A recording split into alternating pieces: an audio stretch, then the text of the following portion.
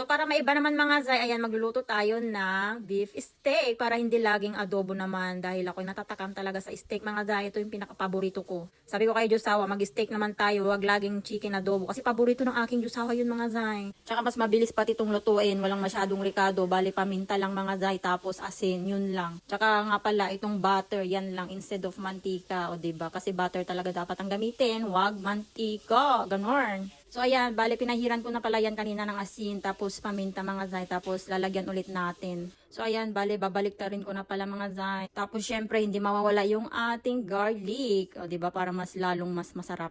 Tapos ito nga pala mga zay, nilagyan ko nga ulit ng paminta. Tapos konting asin na lang kasi salted butter yung nilagay natin para hindi masyadong maalat, o diba? So bali ganito nga pala siya mga zay, o diba? Sino ba naman hindi magugutom nito? Natatakam tuloy ako mga zay. So ito na mga zay, malapit na siyang maluto. Oh my god, o diba? Ang sarap. So anyway, to make the vlog short, ito na nga mga zay, o diba? Na-ready ko na yung aming dinner ng aking Josawa. So ayan mga zay, o diba? Hatiin natin and titignan natin.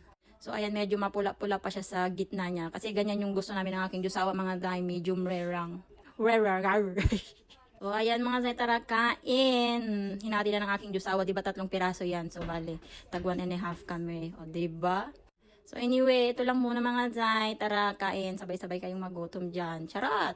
Bale, paborito ko talaga itong mga zay. Diba? Happy na yarn.